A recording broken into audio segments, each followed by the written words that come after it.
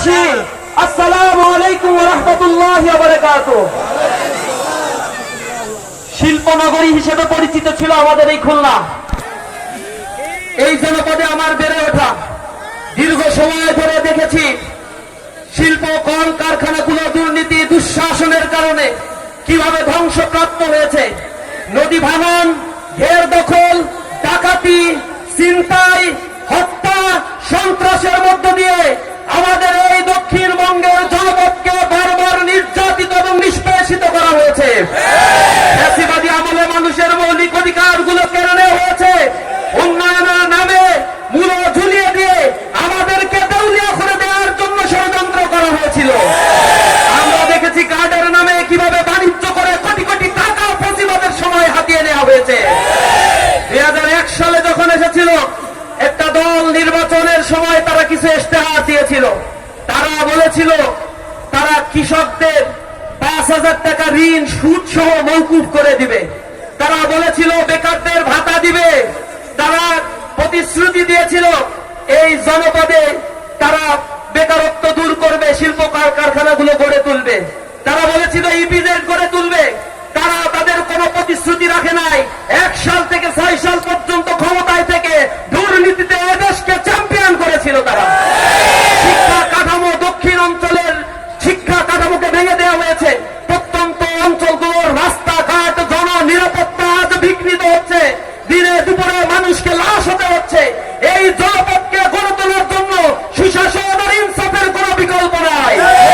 এজন্য আমাদের এই জনপদের যে মানুষগুলো নদী ভাঙনের কারণে নির্যাতিত নিষ্পেষিত হচ্ছে, জমি হারাচ্ছে, এই মানুষগুলো তারা ঢাকায় চলে যাচ্ছে, বিভিন্ন এলাকাগুলোতে চলে যাচ্ছে। এই খুলনা শহরকে একটা স্যাটেলাইট সিটি করে তুলে যদি কর্মসংস্থানের হাব তৈরি করা যেত, এখানে যদি ইপিজেড গড়ে তোলা যেত, ইন্ডাস্ট্রি তৈরি করা যেত, গ্যাস কল কারখানা দেওয়া যেত, কারিগরি শিক্ষার উপযোগী ব্যবস্থাপনা করা যেত, তাহলে এই দক্ষিণবঙ্গের মেধাগুলো পুরো জাতির জন্য উপকার বয়ে নিয়ে আসতে পারত। জামায়াত ইসলামী তার নির্বাচনী ইশতেহারে ঘোষণা করেছে স্বাস্থ্য সেবার জন্য মানুষকে আর ঢাকায় যেতে হবে না। খুলনার আড়াইশোবের হাসপাতাল এটা গরু ছাগলের থাকার জায়গা ছাড়া আর কিছুই মনে হয় না। মানুষকে এখানে লাঞ্ছিত করা হয়, তার চিকিৎসা সেবা নিশ্চিত করা হয় না। যে কয়টা এখানে মেশিন রয়েছে সেখানে প্রেসক্রিপশন দিয়ে কোন মেশিন কাজ করে না। প্রতিটা ডাক্তার প্রেসক্রিপশন দিয়ে দেয় বাইরে গিয়ে চিকিৎসার জন্য সকল প্রকার চিকিৎসা সেবা নিতে হয়। আমাদের দরিদ্রপীড়িত জনগোষ্ঠী চিকিৎসার অভাবে দিনের পর দিন লাঞ্ছিত হচ্ছে। জামায়াত ইসলামীর মোহতারাম আমির ঘোষণা দিয়েছে জামায়াত ইসলামী সরকার গঠন করবে ইনশাআল্লাহ। এরপর 64টি জেলায় 64টি আধুনিক স্বাস্থ্য সেবা কেন্দ্র গড়ে তোলা হবে। 5 বছরের নিচে শিশু যারা রয়েছে বিনামূল্যে চিকিৎসা তারা পাবে। এরপর 7 ঊর্ধ্ব যারা রয়েছে তাদের সকলকে বিনামূল্যে চিকিৎসা সেবা দেওয়া হবে। শিক্ষা ক্ষেত্রে আমূল পরিবর্তন করা হবে।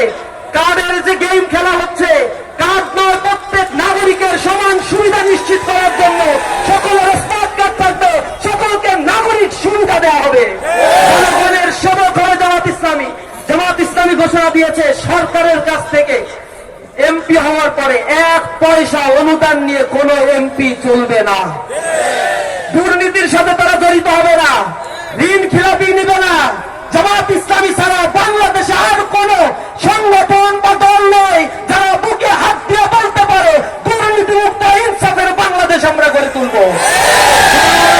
বাংলাদেশে প্রতিটি শিক্ষা প্রতিষ্ঠানে যেভাবে গণজোয়ার তৈরি হয়েছে, আমাদের ভাইরা আপনাদের সন্তানেরা যেভাবে ইসলামের পক্ষে, ইনসাফের পক্ষে, হকের পক্ষে রায় দিয়ে ইসলামী ছাত্র শিবিরকে প্রতিটি ক্যাম্পাসে কাজ করার সুযোগ দিয়েছে, ইসলামী ছাত্র শিবির প্রমাণ করেছে। ইসলামী ছাত্র শিবির ছাত্র সংসদে বিজয় অর্জন করার পরে পুরো ছাত্র সংসদ ক্যাম্পাসের আশেপাশের এলাকা চাঁদাবাজ, সন্ত্রাস, মাদক থেকে মুক্ত করে একটি আত্মনির্ভরশীল একাডেমিক ক্যাম্পাস গড়ে তুলতে সহায়তা করে যাচ্ছে। বাংলাদেশের দায়িত্ব যদি জামাত ইসলামী পায়, এর একটা নমুনা মাত্র পুরো বাংলাদেশের চাঁদাবাজ, সন্ত্রাস একদিনে তওবা করে বাংলাদেশ থেকে বিদায় নিতে বাধ্য হবে। আপনারা দেখবেন চাঁদাবাজি যারা করে তাদের জন্য অ্যাক্ট করা হয়েছে। আপনারা শুধু নালিশ করলেই প্রশাসন গিয়ে ওই চাঁদাবাজের বিরুদ্ধে, সন্ত্রাসের বিরুদ্ধে ব্যবস্থা নিবে। কারো কারো কোনো ক্ষতি হবে না। আমরা এমন একটি ইনসাফের বাংলাদেশ দেখতে চাই। সেই স্বপ্ন নিয়ে জামায়াত ইসলামীর মোহতারাম আমির বাংলাদেশের টেকনাফ থেকে তেতুলিয়া, রূপসা থেকে পাতুলিয়া ঘুরে বেড়াচ্ছে।